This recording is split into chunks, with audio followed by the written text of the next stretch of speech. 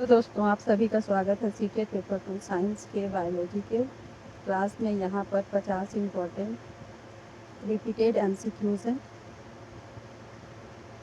Chapter पौधे एवं पोषण से ये सब रिलेटेड हैं। प्रश्न नंबर 1 है, पौधे अपना भोजन किस प्रक्रिया द्वारा बनाते हैं? तो ऑप्शन है आपके श्वसन, प्रकाश संश्लेषण, पाचन और उत्सर्जन। तो सही उत्तर क्या है आपका? ऑप्शन नंबर बी, प्रकाश संश्लेषण। पौधे अपना भोजन कैसे बनाते हैं? प्रकाश संश्लेषण की क्रिया द्वारा बनाते हैं।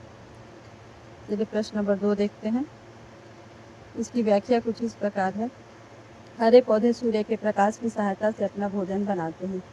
प्रश्न नंबर 2 देखते हैं, प्रकाश संश्लेषण के लिए पौधे वायुमंडल से किस गैस का उपयोग करते हैं? ऑप्शन है आपके oxygen, nitrogen, carbon dioxide, hydrogen. तो सही उत्तर क्या है आपका? पौधे प्रकाश संश्लेषण की क्रिया में वायुमंडल से कौन सा गैस लेते हैं? तो carbon dioxide. Option number C है राइट आंसर। गैस लेते हैं और प्रकाश संश्लेषण की क्रिया करते हैं। चलिए आगे चलते हैं। व्याख्या है, पौधे कार्बन डाइऑक्साइड, CO2 और जल का उपयोग करके भोजन बनाते हैं। पौधे भोजन कैसे बनाते हैं? CO2 और जल का उपयोग करके भोजन बनाते हैं। प्रश्न नंबर 3 देखते हैं, पत्तियों का हरा रंग किसके कारण होता है? तो ऑप्शन है आपके हीमोग्लोबिन, क्लोरोफिल, स्टार्च, प्रोटीन। तो सही उत्तर है आपका ऑप्शन नंबर बी, क्लोरोफिल। पत्तियों का जो हरा रंग होता है किसके कारण होता है? क्लोरोफिल के कारण होता है। इसकी व्याख्या कुछ इस प्रकार है, क्लोरोफिल प्रकाश ऊर्जा को अवशोषित करने में सहायक होता है। ठीक है, क्लोरोफिल जो होता है वो प्रकाश ऊर्जा को अवशोषित करने के लिए सहायक होता है। पौधे में जल का अवशोषण मुख्यतः किस भाग द्वारा होता है? ऑप्शन है फूल, जड़, फल, पत्ती। सही उत्तर क्या है? जड़। जल कहाँ से आता है? जड़ के द्वारा जल पेड़ पौधों के सभी भागों में पहुँचता है। इसकी व्याख्या कुछ इस प्रकार है, जड़ें मिट्टी से जल और खनिज को अवशोषित करती हैं। जड़ मिट्टी में होती है, मिट्टी के अंदर होती है, वो मिट्टी से जल और खनिज तत्व जो पेड़ पौधों के लिए उपयोगी होता है उसको अवशोषित करती है। चलिए आगे चलते हैं। प्रश्न नंबर 5 देखते हैं, पत्तियों पर पाए जाने वाले छोटे छोटे छिद्र कहलाते हैं। क्या कहलाते हैं? ऑप्शन है आपके रंध्र, जाइलम, फ्लोएम, मूल रोम। तो सही उत्तर क्या है? रंध्र। छोटे छोटे छिद्र को क्या बोलते हैं? रंध्र बोलते हैं। इसकी व्याख्या देख लेते हैं, रंध्र गैसों के आदान प्रदान और वाष्पोत्सर्जन में सहायक होते हैं। प्रश्न नंबर 6 देखते हैं, पौधे में जल का परिवहन किस ऊतक द्वारा होता है? ऑप्शन है आपके फ्लोएम, जाइलम, रंध्र और मूल रोम। तो सही उत्तर क्या है? Option number B, xylem. इसकी व्याख्या कुछ इस प्रकार है, जाइलम जड़ों से जल और खनिज को पौधों के अन्य भागों तक पहुंचाती है। प्रश्न नंबर 7 देखते हैं, पौधों में भोजन का परिवहन किसके द्वारा होता है? ऑप्शन है आपके जाइलम, फ्लोएम, जड़ और रंध्र। तो सही उत्तर क्या है? Option number B, phloem. इसकी व्याख्या कुछ इस प्रकार है, फ्लोएम पत्तियों में बने भोजन को पौधों के विभिन्न भागों तक पहुंचाता है। फ्लोएम का कार्य क्या होता है कि पत्ती में जो भोजन बनता है वो पौधों के सभी भागों तक पहुंचाता है। चलिए प्रश्न नंबर 8 देखते हैं, पौधे में जल की वाष्प के रूप में हानि कहलाती है। क्या कहलाती है? ऑप्शन है आपके श्वसन, वाष्पोत्सर्जन, प्रकाश संश्लेषण और अंकुरन।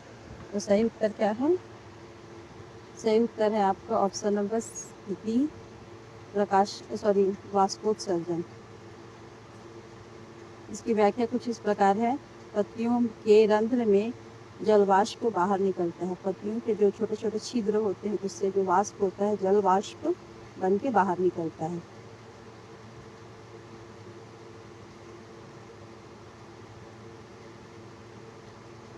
अब फसल और सूक्ष्म जीव चैप्टर के कुछ क्वेश्चन हैं। बीज के अंकुरण के लिए इसमें से कौन से इसमें से क्या आवश्यक है? ऑप्शन है आपके केवल प्रकाश, जल, वायु और उचित तापमान, केवल मिट्टी, केवल खाद। तो सही उत्तर क्या है? जल, वायु और उचित तापमान। जल, वायु और उचित तापमान। ठीक है, ऑप्शन नंबर बी जो है राइट आंसर है। इसकी व्याख्या कुछ इस प्रकार है। अंकुरन के लिए नमी, ऑक्सीजन और उपयुक्त तापमान की आवश्यकता होती है। अंकुरन के लिए ये सब की आवश्यकता होती है। चलिए प्रश्न नंबर 10 देखते हैं। निम्न में से कौन दलहनी पौधे की जड़ में पाए जाने वाला उपयोगी जीवाणु है? तो ऑप्शन है आपके लैक्टोबैसिलस, राइजोबियम, अमीबा, ईस्ट। तो आप सभी को पता होगा कि पौधों के जड़ में जो गांठ होते हैं वो राइजोबियम के कारण होते हैं। ऑप्शन नंबर बी आपका राइट आंसर है, राइजोबियम। चलिए आगे चलते हैं, इसकी व्याख्या देख लेते हैं। व्याख्या कुछ इस प्रकार है। राइजोबियम वायुमंडलीय नाइट्रोजन के स्थिरीकरण में सहायक होता है। चलिए प्रश्न नंबर 11 देखते हैं। दही बनाने में किस सूक्ष्म जीव की भूमिका होती है? तो ऑप्शन है आपके राइजोबियम, लैक्टोबैसिलस, प्लाज्मोडियम, अमीबा। सही उत्तर क्या है आपका? दही कैसे बनती है? लैक्टोबैसिलस बैक्टीरिया के कारण दही बनती है। इसकी व्याख्या कुछ इस प्रकार है। लैक्टोबैसिलस दूध में लैक्टिक अम्ल बनाकर दही जमाने में मदद करता है। ब्रेड बनने में मुख्यतः किस सूक्ष्म जीव का उपयोग किया जाता है? तो ऑप्शन है आपके ईस्ट, अमीबा, राइजोबियम और वायरस। तो सही उत्तर क्या है? ईस्ट। ऑप्शन नंबर ए जो है आपका राइट आंसर है, ईस्ट। ब्रेड बनाने में ईस्ट का उपयोग किया जाता है। इसकी व्याख्या कुछ इस प्रकार है। ईस्ट किण्वन द्वारा कार्बन डाइऑक्साइड बनाता है जिससे आटा फूलता है। ईस्ट क्यों यूज किया जाता है? उसको डालने से किण्वन की क्रिया करता है जिसमें कार्बन डाइऑक्साइड बनता है और आटा जो होता है वो फूलता है, जाली जाली टाइप का हो जाता है। अब आपका चैप्टर मानव शरीर एवं पोषण से रिलेटेड है। आगे के क्वेश्चन। प्रश्न नंबर 13 है। भोजन का पाचन कहाँ से शुरू होता है? तो ऑप्शन है आपके आमाशय, मुंह, छोटी आंत, बड़ी आंत। तो सही उत्तर क्या है आपका? पाचन कहाँ से शुरू होता है? तो मुंह से शुरू होता है। इसकी व्याख्या कुछ इस प्रकार है। मुंह में भोजन चबाया जाता है और लार पाचन की शुरुआत करता है। हमारे मुंह में जो लार पाया जाता है वो भोजन में मिल जाता है, जो पाचन में बहुत सहायक होता है। प्रश्न नंबर 14 देखते हैं। भोजन का अधिकांश पाचन और पोषक तत्व का अवशेषण कहाँ होता है? तो ऑप्शन है आपके मुंह में, छोटी आंत में, बड़ी आंत में, ग्रास नली में। तो सही उत्तर क्या है आपका? छोटी आंत। अधिकांश भाग का अवशोषण कहाँ होता है? छोटी आंत के द्वारा होता है। चलिए इसकी व्याख्या देख लेते हैं। व्याख्या कुछ इस प्रकार है। छोटी आंत में पाचन पूरा होता है और पोषक तत्वों का मुख्य अवशोषण होता है। जो मुख्य पोषक तत्व होते हैं उसको अवशोषित कर लिया जाता है पाचन के बाद। पाचन कहाँ होता है? छोटी आंत में होता है। छोटी आंत की अंदरूनी सतह पर उंगली जैसी संरचना कहलाती है। क्या कहलाती है? वायु कोष्ठ, बिल्ली रंध्र, नेफ्रॉन। तो सही उत्तर क्या है? बिल्ली। ऑप्शन नंबर बी जो है आपका राइट आंसर है। बिल्ली अवशोषण के लिए सतह क्षेत्र बढ़ाती है। अवशोषण के लिए सतह क्षेत्र बढ़ाती है। हमारे शरीर में रक्त को पंप करने वाला अंग क्या होता है? ऑप्शन से आपके फेफड़ा, हृदय, गुर्दा, यकृत। तो सही उत्तर क्या है? हृदय। रक्त को पंप करके पूरे बॉडी में कौन पहुंचाता है? तो हृदय पहुंचाता है नसों के द्वारा। ठीक है, इसकी व्याख्या इस प्रकार है। हृदय रक्त को पूरे शरीर में पंप करता है। प्रश्न नंबर 17 देखते हैं। श्वसन का मुख्य अंग कौन सा है? ऑप्शन है आपके हृदय, फेफड़ा, गुर्दे, आमाशय। तो श्वसन में हम लोग फेफड़ा का उपयोग करते हैं सही उत्तर क्या है? फेफड़ा। इसकी व्याख्या कुछ इस प्रकार है। फेफड़े में ऑक्सीजन और कार्बन डाइऑक्साइड का आदान प्रदान होता है, जिससे हम श्वसन की क्रिया कर सकते हैं। हम लोग ऑक्सीजन लेते हैं और कार्बन डाइऑक्साइड छोड़ते हैं श्वसन की क्रिया में। प्रश्न नंबर 18 देखते हैं। रक्त में ऑक्सीजन के परिवहन में मुख्य भूमिका किसकी होती है? तो ऑप्शन है आपके लाल रक्त कोशिकाएं, प्लेटलेट्स, श्वेत रक्त कोशिकाएं, प्लाज्मा। तो सही उत्तर क्या है आपका? लाल रक्त कणिकाएं। ऑक्सीजन को रक्त में ऑक्सीजन के परिवहन में मुख्य भूमिका किसकी होती है? लाल रक्त कणिकाओं की होती है। चलिए आगे चलते हैं, इसकी व्याख्या देख लेते हैं। लाल रक्त कोशिकाओं में हीमोग्लोबिन होता है। लाल कलर उसका किसके कारण होता है? हीमोग्लोबिन होता है। इसके कारण रक्त का रंग जो होता है वो लाल होता है, जो ऑक्सीजन के परिवहन में सहायता करता है। ठीक है, चलिए प्रश्न नंबर 19 देखते हैं। शरीर से अपशिष्ट पदार्थों को बाहर निकालने की प्रक्रिया कहलाती है पाचन, उत्सर्जन, पोषण और वृद्धि। तो किसी भी चीज को बाहर निकालने की क्रिया को क्या बोलते हैं? उत्सर्जन बोलते हैं। सही उत्तर क्या है? उत्सर्जन। शरीर से अपशिष्ट पदार्थों को बाहर निकालने की प्रक्रिया क्या होती है? उत्सर्जन होती है। चलिए प्रश्न नंबर 20 देखते हैं। शरीर का प्रमुख उत्सर्जन अंग कौन सा होता है? तो ऑप्शन है आपके हृदय, गुर्दा, फेफड़ा, आमाशय। तो सही उत्तर क्या है? गुर्दा। गुर्दे जो है वो सही आंसर है।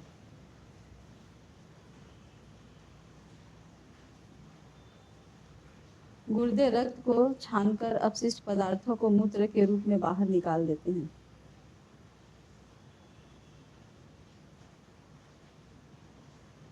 अब चैप्टर कोशिका से रिलेटेड प्रश्न है। प्रश्न नंबर 21 है। जीवों की मूल संरचना एवं संरचनात्मक एवं क्रियात्मक इकाई क्या है? उत्तर कोशिका, अंग और अंग तंत्र। सही उत्तर क्या है? कोशिका। जीवों की मूल संरचनात्मक इकाई क्या है? कोशिका है। इसकी व्याख्या कुछ इस प्रकार है। कोशिका जीवों की मूल स्ट्रक्चरल और फंक्शनल यूनिट है। प्रश्न नंबर 22 देखते हैं। कोशिका का नियंत्रण केंद्र कहलाता है? कोशिका झिल्ली, केंद्रक, कोशिका द्रव्य, रिक्तिका।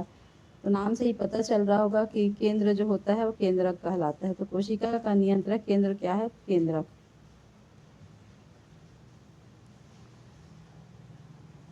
चलिए इसकी व्याख्या देख लेते हैं।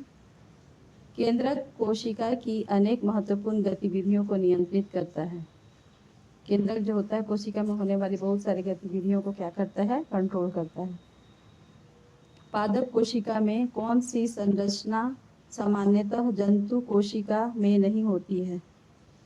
तो ऑप्शन है आपके केंद्रक, कोशिका भित्ति, कोशिका झिल्ली और कोशिका द्रव्य। तो सही उत्तर आपके क्या है? ऑप्शन नंबर बी, कोशिका भित्ति नहीं होती है। व्याख्या है। पादप कोशिका में कोशिका भित्ति होती है जो उसे मजबूती देती है। पादप कोशिका में क्या होती है? कोशिका भित्ति होती है जो उसे मजबूती देती है।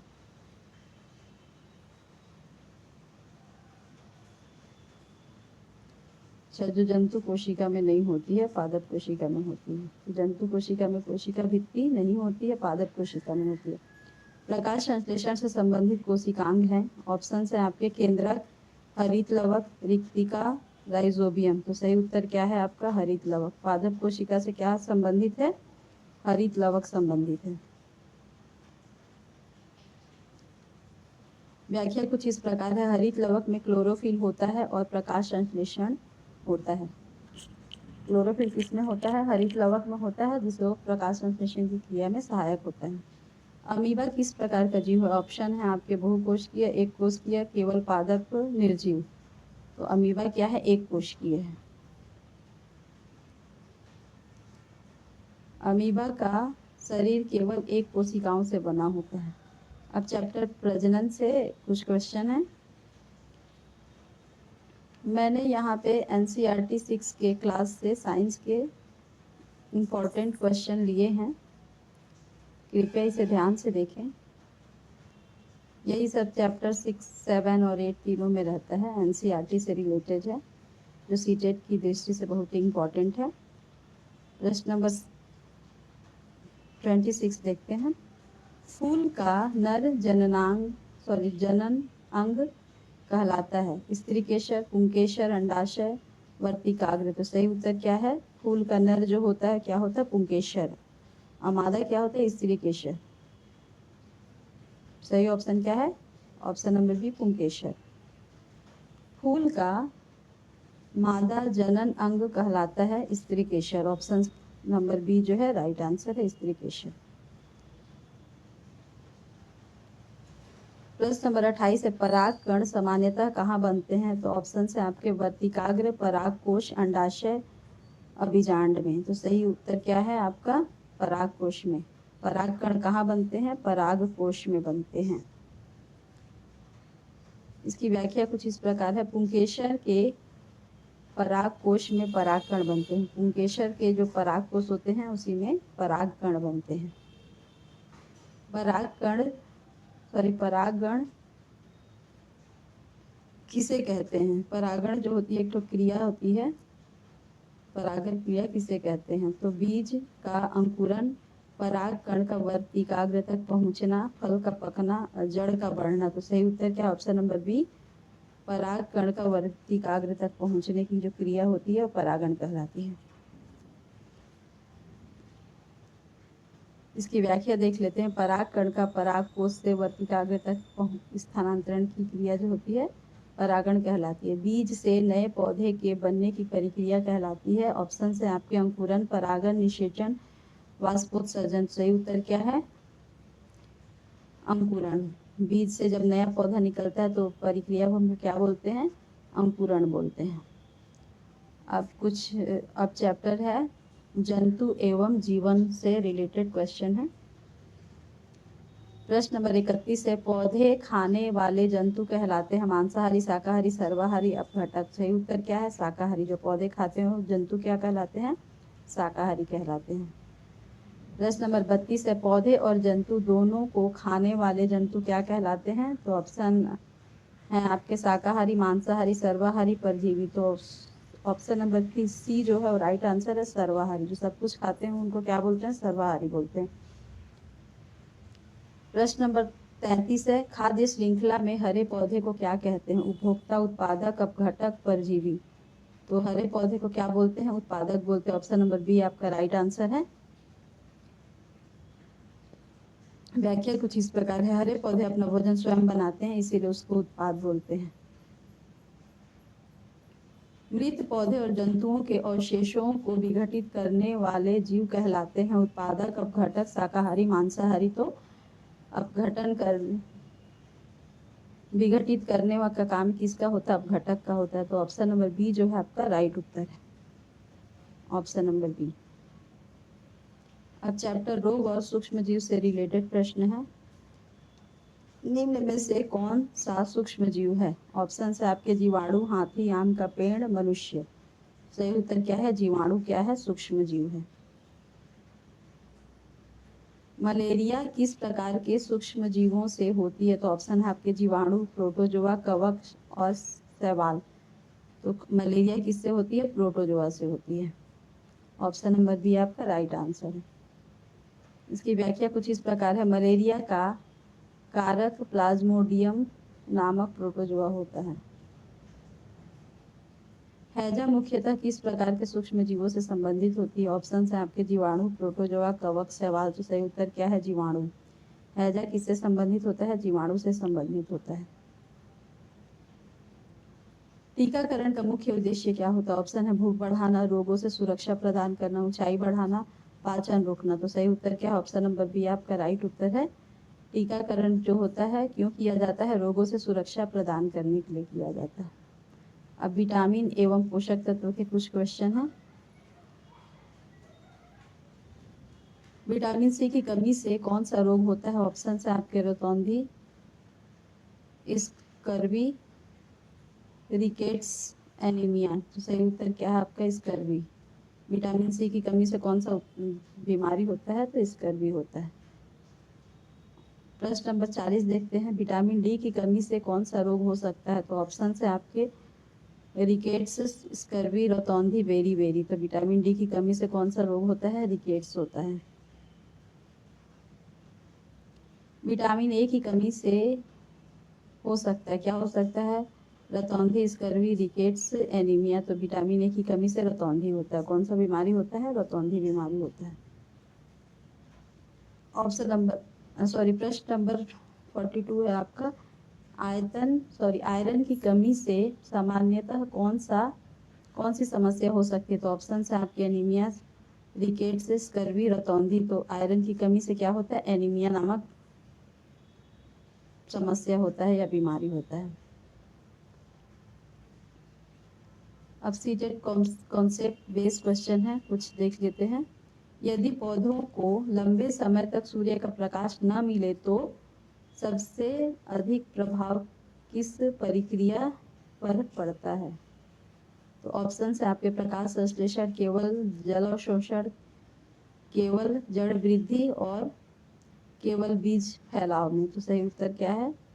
ऑप्शन नंबर ए जो है आपका राइट आंसर है। अगर अधिक समय तक उनको प्रकाश नहीं मिलेगा तो प्रकाश संश्लेषण की क्रिया नहीं कर सकते हैं और भोजन नहीं बना सकते हैं।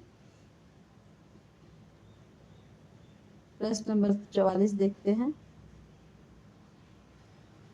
यदि पौधे की जड़ जल अवशोषित न कर पाए तो सबसे पहले कौन सी प्रक्रिया प्रभावित होगी? तो ऑप्शन है आपके जल का परिवहन, परागण, बीज फैलाव, रंग, फल का रंग। तो ऑप्शन नंबर बी जो है आपका ऑप्शन नंबर ए जल का परिवहन सही उत्तर है। चलिए प्रश्न नंबर 45 देखते हैं। यदि किसी पौधे की पत्ती में रंध्र बंद हो जाए तो कौन सी प्रक्रिया प्रभावित होगी? गैसों का आदान प्रदान रुक जाएगा अगर रंध्र बंद हो जाता है। ऑप्शन है आपके गैसों के आदान प्रदान, बीज का रंग, जड़ का आकार, फल का स्वाद। सही उत्तर क्या है आपका? Option number A right answer है। प्रश्न नंबर 46 देखते हैं। छोटी आंत में बिल्ली होने का प्रमुख लाभ क्या है? ऑप्शन है भोजन को रोकना, अवशेषण के लिए सतह क्षेत्र बढ़ाना, भोजन को सुखाना, रक्त को पंप करना। सही उत्तर क्या है आपका? ऑप्शन नंबर बी जो है राइट उत्तर है, और शोषण के लिए सतह क्षेत्र फैलाना। इसकी व्याख्या प्रश्न नंबर 47 देखते हैं। एक शिक्षक बच्चे को केवल पौधे की परिभाषा याद करवाने के बजाय पौधे का वास्तविक निरीक्षण करवाता है, यह किस प्रकार का शिक्षण है? तो ऑप्शन है आपके रटने पर आधारित है, गतिविधि अनुभव आधारित है, केवल व्याख्यान है, केवल परीक्षा आधारित है। तो प्रश्न पढ़ने से ही आपको उत्तर समझ में आ रहा होगा क्या है, गतिविधि और अनुभव आधारित है। क्योंकि पेड़ को जाके देख रहे हैं तो गतिविधि कर रहा है और उससे अनुभव करके कुछ सीख रहा है। ठीक है, चलिए आगे बढ़ते हैं। सीटेट में विज्ञान को गतिविधि, अवलोकन और अनुभव से जोड़ना महत्वपूर्ण होता है। व्याख्या है। प्रश्न नंबर 48 देखते हैं। बच्चों को पौधे भोजन कैसे बनाते हैं समझाने के लिए सबसे प्रभावी तरीका कौन सा है? तो ऑप्शन है आपके केवल परिभाषा लिखवाना, गतिविधि प्रयोग द्वारा समझाना, उत्तर रटवाना, केवल गृह कार्य देना। तो ऑप्शन नंबर बी जो है आपका राइट उत्तर हो जाएगा, गतिविधि और प्रयोग द्वारा समझाना। प्रश्न नंबर 49 देखते हैं। यदि विद्यार्थी पूछता है कि शाकाहारी जंतु अपना भोजन कहाँ से प्राप्त करते हैं तो शिक्षक को क्या करना चाहिए? ऑप्शन से आपके प्रश्न को रोक देना चाहिए, बच्चों को सोचने और उदाहरण देखने के अवसर देने चाहिए, केवल उत्तर लिखवा देना चाहिए, प्रश्न को गलत कहना चाहिए। तो ऑप्शन नंबर बी जो है आपका राइट उत्तर है, बच्चे को सोचने और उदाहरण देने का अवसर देना चाहिए। इसकी व्याख्या कुछ इस प्रकार है। सीटेट में लर्नर सेंटर टीचिंग में बच्चे की जिज्ञासा और रीजनिंग को प्रोत्साहित किया जाता है।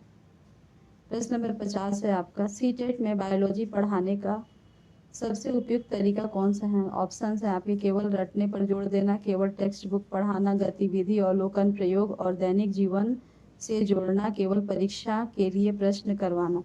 तो सही उत्तर क्या है आपका? गतिविधि, अवलोकन, प्रयोग और दैनिक जीवन से जोड़ना। बच्चे पहले गतिविधि करेंगे, फिर उसको देखेंगे, फिर उसका प्रयोग करेंगे, यूज करेंगे और यूज करके उसको दैनिक जीवन से जोड़ेंगे, जो हम लोग का रोज़मर्रा का ज़िंदगी है उससे जोड़ के देखेंगे। तो ये बायोलॉजी पढ़ाने का सबसे अच्छा तरीका है। तो ये रहे आपके साइंस में बायोलॉजी से 50 प्रश्न जो एनसीईआरटी से रिलेटेड है, कक्षा 6 के साइंस बुक एनसीईआरटी से है, तो कृपया इसे ध्यान से देखें और परीक्षा में इसी से रिलेटेड प्रश्न पूछे जाते हैं। Thank you for watching my video.